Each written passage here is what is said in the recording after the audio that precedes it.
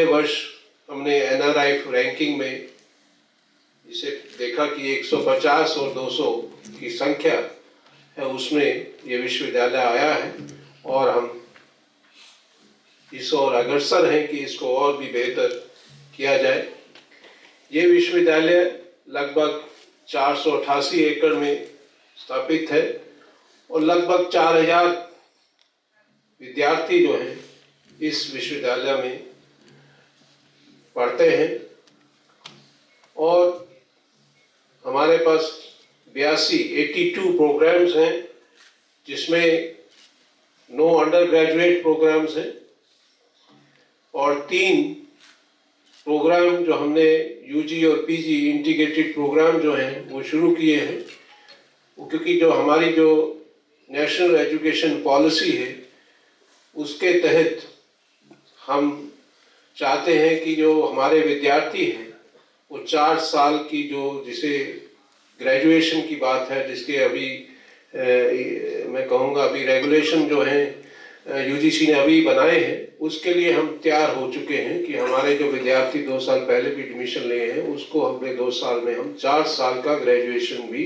दे सकेंगे। इसके लिए हमने पूरी तैयारी करी। ये विश्वविद्यालय इस ओर अग्रसर बढ़ा, संख्या उनकी बढ़ रही है और उनकी जो मैं समझता हूँ कि उपलब्धियाँ हैं वो बढ़ रही हैं और यदि उनकी मैं कहूँ कि कंट्रीब्यूशन जो अभी विश्वविद्यालय में जो उनके जो शोध पत्र होते हैं उनको मैं काउंट करूँ तो आज जो H इंडेक्स जो है विश्वविद्यालय का वो जो कि एक मैं कहूँगा कि क्वालिटी मेजरमेंट का हमारा एक मापदंड है कि आज जो है वो लगभग जो है 41 तक पहुँच चुका है और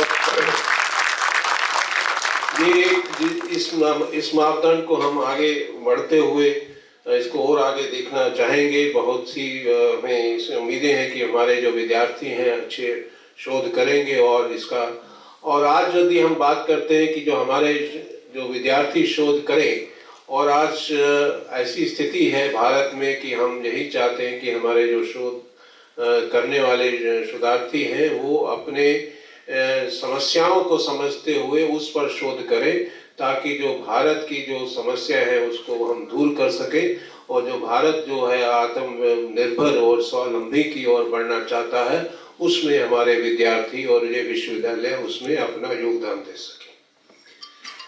तो इस तरफ ये हमारा विश्वविद्यालय आगे बढ़ रहा है और मैं आपका इस विश्वविद्यालय में आपका स्वागत करता हूं और विश्वविद्यालय में ही नहीं ये आपका स्वागत करता हूं। ये हरियाणा की धरती है। हरियाणा के यदि मैं कहूं कि हरियाणा तो 1966 में ही जन्मा, लेकिन इससे पहले ये पूरा एक पूरा पंजाब प्रदेश होता था। तो हरियाणा पंजाब जब प्रदेश में मैं आपका स्वागत करता हूं। आज ये हरियाणा जो है हमें सभी को महाभारत की याद दिलाता है, हमें इसके साथ साथ याद दिलाता है कि हम यहाँ पर इसी धरती पर एक गीता का संदेश मिला जो आज पूरे विश्व को एक जीने की राह दिखाता है।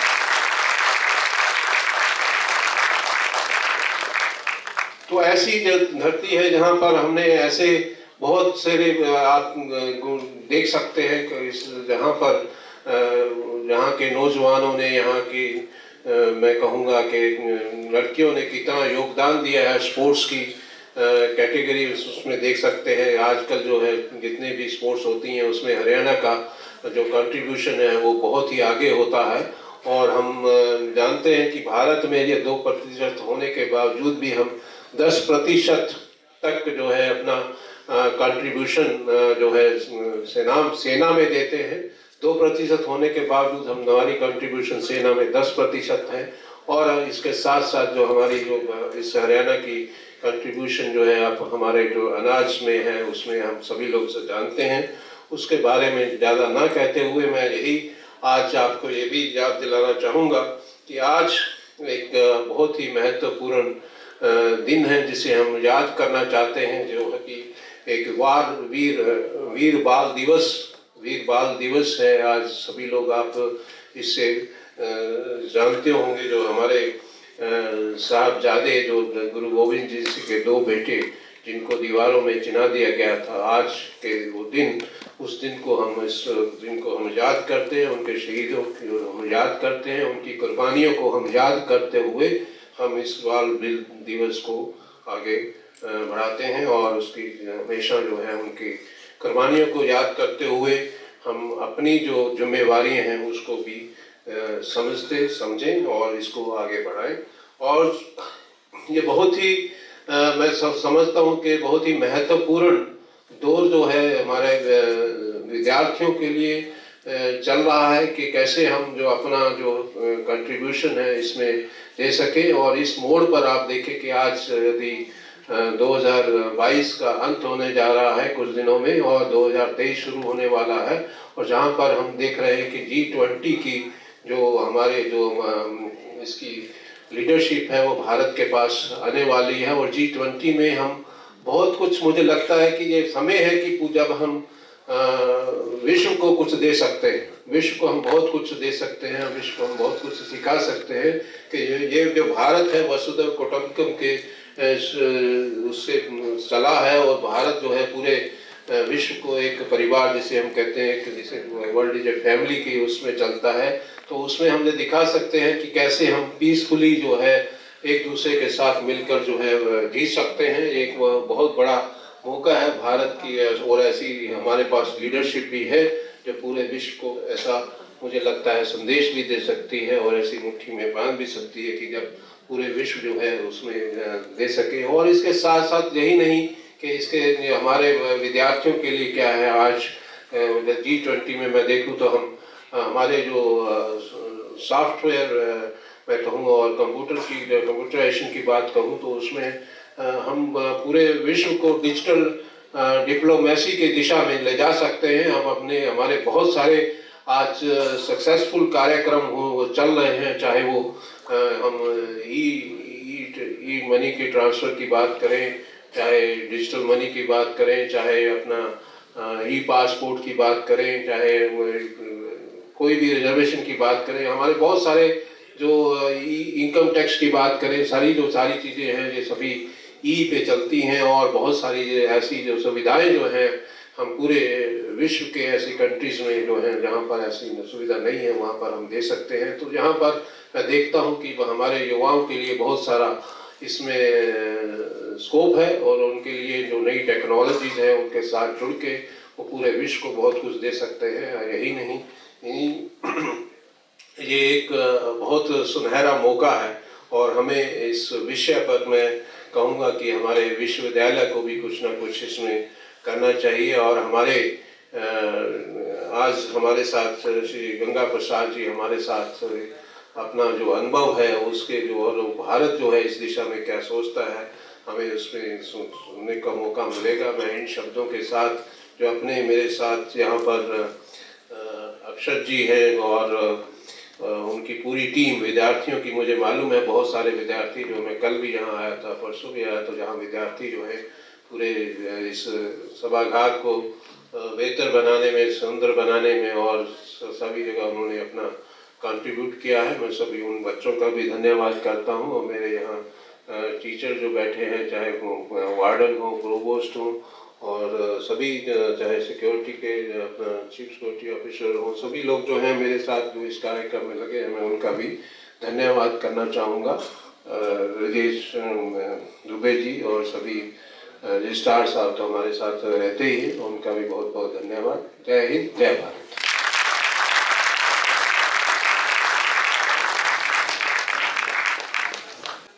इस गरिमामय पल में मुझे यह सुअवसर देने के लिए मैं आप सभी का आभारी हूँ। मैं महामहिम राज्यपाल परम आदरणीय श्री गंगा प्रसाद जी का तहे दिल से आभार प्रकट करता हूँ कि उन्होंने अपने आगमन से विश्वविद्यालय का मान बढ़ाया। महामहिम जी, आपका जीवन परिचय प्रेरणादायक है। आप करीब 4.5 वर्षों से सिक्किम के 15वें राज्यपाल के पद पर सुशोभित है और सुदूर पहाड़ियों पर बसे भारतीय राज्य में अपने दायित्व का निर्वहन कर रहे हैं। आप पाटलिपुत्रा की पावन धरती से आते हैं। गैर राजनीतिक मध्यम वर्गीय परिवार से आने के बावजूद भी आपने राष्ट्र निर्माण को अपने मूल में रखा। आपने समाज के निचले तबके से लेकर ऊपरी वर्ग के लोगों की हितों की रक्षा का संकल्प लिया और राजनीति की दुनिया में कदम रखा। आप न सिर्फ प्रख्यात सशक्त राजनीतिज्ञ हैं, बल्कि आपने समाज हित के लिए अनेक कार्यों में अपनी अहम भूमिका निभाई है। महामहिम जी, राजनेता के तौर पे आपका जीवन पथ करीब 6 दशक लंबा रहा है। आपने सन 1966 में जनसंघ की सदस्यता ग्रहण कर राजनीतिक सफर की शुरुआत की और यह सफर अनवरत आज भी जारी है। आप अपने जीवन की शुरुआती समय से वर्तमान तक राष्ट्रीय स्वयंसेवक संघ से जुड़े रहे और समाज के विभिन्न क्षेत्रों में कार्य करते रहे। देश में आपातकाल के समय में भी आपकी सक्रियता थी। आप 1994 में पहली बार बिहार विधान परिषद के सदस्य बने और 3 बार इसके सदस्य रह चुके हैं। महामहिम जी, विधान परिषद में आपने बतौर विपक्ष और पक्ष के नेता के रूप में अहम भूमिका निभाई है। आपने 5 वर्षों तक बिहार राज्य विधानसभा में विपक्ष का नेतृत्व किया है। वर्ष 2005 में आपने सत्तारूढ़ी पार्टी एनडीए के कार्यकाल में बिहार विधान परिषद में नेता पद की जिम्मेदारी संभाली। आपने 18 वर्षों तक बिहार विधान परिषद की सुबह बढ़ाई है, जो अपने आप में ऐतिहासिक है। महामहिम जी, इसके अलावा आप संघ के अनुसांगिक संगठन लघु उद्योग भारती में बिहार और झारखंड के क्षेत्रीय अध्यक्ष रह चुके हैं। आप भारतीय चौरसिया महासभा के राष्ट्रीय संरक्षक भी रह चुके हैं। आप बिहार राज्य आर्य प्रतिनिधि सभा के राज्य प्रधान भी रह चुके हैं। आप बिहार राज्य खाद्यान्न व्यवसायी संघ के अध्यक्ष भी रहे। महामहिम राज्यपाल श्री गंगा प्रसाद जी, वर्ष 2017 ही वो अवधि थी तब देश के प्रथम नागरिक महामहिम राष्ट्रपति श्री रामनाथ कोविंद जी ने आपको मेघालय का 17वां राज्यपाल चुना था। इसके 1 वर्ष बाद ही आप पूर्वोत्तर भारत के सुंदर पर्वतीय राज्य सिक्किम के राज्यपाल बने और आज तक सुशोभित हैं। महामहिम जी, देश सेवा का आपका अनुभव विशाल है। यहाँ उपस्थित सभी गणमान्य और विश्वविद्यालय परिवार आपकी उपलब्धियों को हृदय तल से नमन करता है। एक बार फिर से हरियाणा केंद्रीय विश्वविद्यालय में आपकी उपस्थिति के लिए हृदय की गहराइयों से धन्यवाद। और मैं समझता हूँ यह विश्वविद्यालय बहुत आगे बढ़ेगा, बहुत तरक्की करेगा और इसके लिए सबों को मिलकर काम करना है। आज आपने देखा एक पौधा दिया गया, किसके लिए? पर्यावरण। आज पर्यावरण के कारण आज जो दूषित वातावरण जो हो गया है उससे भी हमें बचाना है। स्वच्छ भारत बने, इसके लिए कार्य करना है। हमारा सिक्किम जो है आज काफी हर तरह से हरा भरा सिक्किम है, इसलिए वहाँ का वातावरण स्वच्छ है, वहाँ पर प्रदूषण का नहीं के बराबर है। तो यह हमेशा इस बात को आप यहाँ पर रह रहे हैं, इसका भी आप सभी छात्र छात्राओं को ध्यान रखना है। यह जो हमारा यह पूरा कैंपस है, यह जो है स्वच्छ रहे और यह हरा भरा रहे। बल्कि ये जो चलता है जिससे पर्यावरण दिवस मनाया जाता है, ऐसे भी आप लोग ध्यान में लग करके यदि कोई भी हमेशा लगाने की 1-2 पौधा हम लगाएंगे, इस प्रकार लगाने का एक संकल्प लीजिए। हर एक लोग मैंने हर महीना में 2-4 पौधा लगाते जाइए, ताकि अच्छे अच्छे पौधे, कई चीज का है, फल का पौधा हो, कोई पौधा हो, उसको आप लगाइए तो दोनों रहेगा। एक तो फल भी मिलेगा, साथ ही साथ वातावरण भी स्वस्थ रहेगा। इसके लिए कार्य करें। कई ऐसे पौधे उसकी चीज में, अब तुलसी का पौधा वो तो ला कर कहीं भी अपने आप कैंपस में, आपका कैंपस है वहां पर आप रख सकते हैं, गमला में रख सकते हैं, उसके आप सेवन भी कर सकते हैं, वो हर तरह से लाभदायक है। तो कैसी चीजें, इस बात को आपको करने से समझिए कि एक पर्यावरण भी ठीक ठाक रहेगा और साथ ही साथ इसमें आपका मन भी लगेगा कि हमने पौधा लगाया हूं। भले ही वो पौधा लगेगा, कभी आप आएंगे घूमते हुए 5 वर्ष के बाद, 10 वर्ष के बाद विद्यालय निकल के, तो आपको फिर आया कि ये पौधा मैंने लगाया था, जो आज इतना बड़ा पौधा हो गया है। इसलिए ये भी हमेशा ध्यान में रख करके पर्यावरण को ठीक करने के लिए भी आप लोगों से आग्रह करते हैं। ताकि इस अवसर पर यह सबों से संकल्प करता हूं, इस लोगों से, आप लोगों से अभी ही एक संकल्प कर ले। संकल्प में बहुत बड़ी ताकत है। उधम सिंह का नाम लिया ना, जिस संकल्प बचपन में संकल्प किया और कई वर्षों के बाद जा करके वहां पर जा करके उसकी हत्या उसने किया। ये संकल्प में बहुत बड़ी ताकत है। इसलिए आप सभी लोग इस बात को ध्यान में रखते हुए कार्य करेंगे। कल हम लोगों ने अटल बिहारी वाजपेयी जी का जन्मदिन मनाया। अब अटल बिहारी वाजपेयी जी जिस प्रकार राष्ट्र के लिए उन्होंने काम किया, अब उस समय पोखरण परीक्षण जबकि कल्पना बहुत पहले से थी कि देश को एटम बम बनाना चाहिए। और पोखरण परीक्षण जब किए तो कई विकसित राष्ट्र है उसने प्रतिबंध लगा दिया, लेकिन अटल जी ने उसे चिंता नहीं किया। 2 दिन के बाद फिर और परीक्षण किए जो कुछ कमी रह गया था, क्योंकि विश्वास था भारत के नौजवानों पर, उन्हें विश्वास था भारत के कर्णधारों पर, भारत के मैंने काम करने वालों पर, भारत के वैज्ञानिकों पर, भारत के मेहनत कशों पर। और फिर भारत आगे बढ़ा।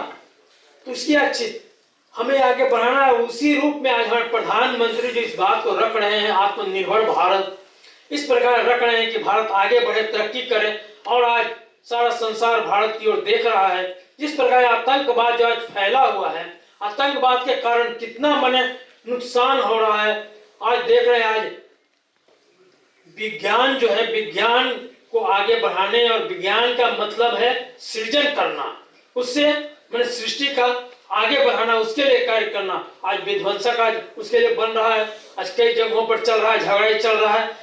तो हमें शांति का संदेश देना ये भारत के अंदर ही है। और यह आज जो अभी हरियाणा, अब कुरुक्षेत्र, जहां पर कि भगवान कृष्ण ने गीता का संदेश दिया, जो गीता ने मानव मात्र के कल्याण का संदेश दिया है कि मानव मात्र का क्या कार्य है, कहाँ क्या करना चाहिए। तीन सब बातों को ध्यान में रखते हुए हमें कार्य करना है। तो कहानी के ऐसे ऐसे महापुरुषों की जीवनी पढ़ने की आवश्यकता है। तो आज मैं आप सभी छात्र छात्राओं से आग्रह करता हूं कि आप सभी लोग हमेशा ध्यान में रखते हुए अपने जीवन को कैसे सफल बनाएंगे, राष्ट्र को कैसे आगे बढ़ाएंगे, कैसे कार्य करते हुए आगे बढ़ेंगे, इसके लिए मैं आप सबों से आग्रह आशा करता हूं। नहीं तो कहा गया ना, जिंदगी एक अभिलाषा है, जिंदगी एक अभिलाषा है, अपने आप में परिभाषा है। संभल गया तो जिंदगी, नहीं तो एक तमाशा है। ये जिंदगी जो संभल गया, जिंदगी एक तमाशा है। इसलिए जब जीवन मिला है तो जीवन का बहुत सारी महत्व है कि हमें जीवन मिला है क्या, किस लिए। क्यों? इसीलिए तो नहीं है कि हाँ सिर्फ हम डिग्री प्राप्त किया, नौकरी ले लें और खाएं पिए मौज मस्ती करें, इसके लिए बल्कि कार्य करना है। साथ ही साथ अपने अभिभावकों को ध्यान रखना है। हमेशा इस बात को सोच करके किन कठिनाइयों से आप लोग के पाल पोस करके बड़ा किया है, इसके लिए हमेशा आपको ध्यान में रखना है। क्योंकि आप जो आज पढ़ाई कर रहे हैं तो उसमें एक नहीं अनेकों की जो इच्छाएं हैं, अनेकों का सहयोग है, कई लोगों का सहयोग लगा हुआ है। उन सबों को ध्यान में रखना चाहिए, हमेशा ध्यान में रखना चाहिए कि माता पिता ने हमें जिस रूप में पाल करके पाल पोस किया है, तो हमारी फर्ज बनता है कि माता पिता को उसी रूप में मैं भी कैसे उसे पालन पोषण करते हुए उसका ध्यान रखूं, इसके लिए कार्य करना है। तो आज इस अवसर पर आप सभी लोग से आशा ही करता हूं कि आगे बढ़ते हुए तरक्की करें। सबों से ईश्वर से प्रार्थना करता हूं कि सबों का भविष्य उज्जवलमय हो और सभी लोग आगे बढ़ते हुए कार्य करेंगे। सबों के प्रति शुभकामना व्यक्त करता हूं और परम पिता परमात्मा से सभी लोगों के उज्जवल भविष्य की कामना करता हूं और आशा करता हूं सभी लोग आगे बढ़ते हुए तरक्की करेंगे, करते हुए अपना जीवन सफल बनाएंगे, इस देश को आगे बढ़ाएंगे, इस भारत को, ये भारत फिर से अपने प्राचीन गौरव गरिमा को प्राप्त करे। जो संसार में कभी यह संसार का गुरु कहा जाता था, संसार के लोग यहाँ ज्ञान विज्ञान सीखने आते थे, हर तरह से भारत बहुत आगे था, हर तरह में अभी तक विज्ञान में पहुंचा नहीं है। जो कि आती है उस समय का लक्ष्मण रेखा। अब लक्ष्मण रेखा वही तो वहां समझ में लोगों को नहीं आ पाया कि उस रेखा जो कि लक्ष्मण जाते हैं तो रेखा खींच करके क्या कर जाते हैं कि अंदर का व्यक्ति बाहर जा सकता है, बाहर का व्यक्ति अंदर आ नहीं सकता है। और रामन जो है बहुत बड़ा वैज्ञानिक था, बहुत बड़ा विद्वान था, वो जाते ही समझ गया कि ये रेखा इसमें जाएंगे तो हम जल जाएंगे अंदर। तब उसने तो ये कहा कि अब इस तरह से विज्ञान बहुत आगे था उस समय, जो काफी कई चीजों में भारत आगे था, वहीं पहुंच नहीं पाया। जिसमें भीष्म पितामह मृत्यु शैया पर पड़े हुए हैं और जब अर्जुन पहुंचते हैं कहते हैं हमें जल दो, और अर्जुन तीर मारते हैं और जल आकर के उनके मुंह में, ऊपर से तीर इस तरह से पृथ्वी मारते हैं, उससे जल आकर के उनके मुंह में जाता है। अब क्या विज्ञान था, इससे तो विज्ञान में बहुत हम लोग आगे बढ़े थे। इन चीजों को कि प्राचीन हमारी जो रही है गौरव गरिमा, प्राचीन इतिहास रहा है। जैसे अभी मालूम हुआ कि यहाँ पर रामायण है, महाभारत है, वेद है, कई चीज है यहाँ पर है, और उसको अध्ययन करें, उसको पढ़ें और पढ़ते उसमें खोजने का कोशिश करें। क्योंकि जो हमारा वेद जो है, वेद एक उसको जिस प्रकार का उसके अंदर ज्ञान विज्ञान सब कुछ भरा हुआ है, शोध करने की आवश्यकता है। हर चीज शोध करते हैं, उसमें आगे बढ़ने की आवश्यकता है। आप शोध करके नई खोज करें, और यह आप नौजवानों के अंदर, आप विद्यार्थियों के अंदर यह एक होना चाहिए कि हम नया शोध क्या कर सकते हैं, जिससे कि लोगों को नई चीज हम उपलब्ध करा सकते हैं, नई चीजें दे सकते हैं जो कि संसार के लिए उपयोगी हो। इस प्रकार आप लोग कार्य करें, यह मैं सबों के प्रति शुभकामना करता हूँ। आशा करता हूँ कि सभी लोग आगे बढ़ेंगे, तरक्की करेंगे, करते हुए अपना जीवन को सफल बनाते हुए और संसार का उपकार करेंगे, और इस भारत को आगे बढ़ावेंगे। भारत फिर से अपने प्राचीन गौरव गरिमा को प्राप्त करे, इसके लिए आप लोग सभी लोग काम करेंगे। यह मैं सबों के प्रति शुभकामना व्यक्त करते हुए, और इसी आशा के साथ, इसी विश्वास के साथ कि आप सभी छात्राएं आगे बढ़े और तरक्की करें, इन्हीं शब्दों के साथ बहुत बहुत धन्यवाद। जय भारत।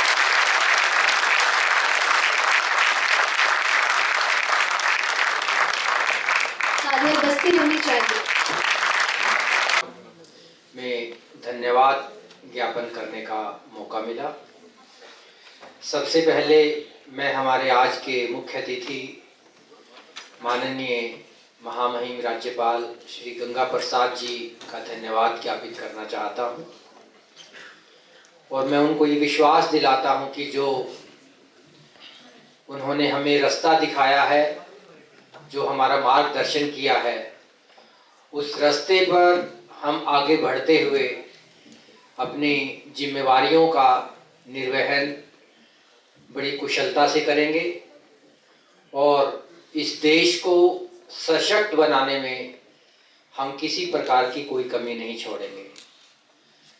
सर, आपने जो हमारे टीचर्स हैं, जो हमारे विद्यार्थी हैं, उनको जो प्रेरित किया है कि कैसे हम अपनी जिम्मेवारियों का ईमानदारी से निर्वहन करते हुए इस देश को आगे बढ़ा सकते हैं, जो हमारी विभिन्न हमारे जो रोल हैं, उन रोल को कैसे हम अच्छे से पूरा कर सकते हैं। मैं आपको ये विश्वास दिलाता हूँ सर कि हमारे सभी टीचर्स, विद्यार्थीगण सभी आपके दिखाए गए रास्ते पे आगे बढ़ेंगे और इस देश को नई ऊंचाइयों तक लेकर जाएंगे। मैं हमारे माननीय कुलपति महोदय जी का भी धन्यवाद ज्ञापित करना चाहता हूं कि उनकी प्रेरणा से ही हम ऐसे आयोजनों का ठीक से हम कार्यक्रम कर पाते हैं। आज ये जो सुअवसर आया है, इसके लिए हमें हमारे माननीय कुलपति जी ने पहले काफ़ी दिनों से ही हमें अवगत करा दिया था, और उनके लगातार मोटिवेशन से, उनकी इंस्पिरेशन से हम इस कार्यक्रम को अच्छे से आयोजित कर पाए। मैं इस सभागार में उपस्थित इस कार्यक्रम के संयोजक, ऑर्गेनाइजिंग कमेटी, हमारे सभी टीचर्स, हमारे विद्यार्थीगण, सिक्योरिटी स्टाफ और मीडिया से आए हुए लोगों का भी मैं धन्यवाद ज्ञापित करना चाहता हूं कि उन्होंने इस कार्यक्रम को सफल बनाने में अपनी अहम भूमिका अदा की है। मैं इस सभागार में उपस्थित सभी साथियों का भी धन्यवाद मैं ज्ञापित करना चाहता हूं कि उन्होंने इस प्रोग्राम को सफल बनाने के लिए हमें समय समय पर हमें प्रोत्साहित किया और हमें इस कार्यक्रम को सफल बनाने के लिए अपना बहुमूल्य योगदान दिया। मैं हमारे इस विश्वविद्यालय के एडमिनिस्ट्रेशन के स्टाफ को भी धन्यवाद ज्ञापित करना चाहता हूं कि उन्होंने इस प्रोग्राम को सफल बनाने के लिए हमें जो फाइनेंस और दूसरी प्रकार की जो सुविधाएं उपलब्ध कराई, जिससे कि ये प्रोग्राम हमारा सफल साबित हुआ। तो इन सब के लिए मैं आप सभी का एक बार फिर से धन्यवाद ज्ञापित करना चाहता हूँ। जय हिंद, जय भारत।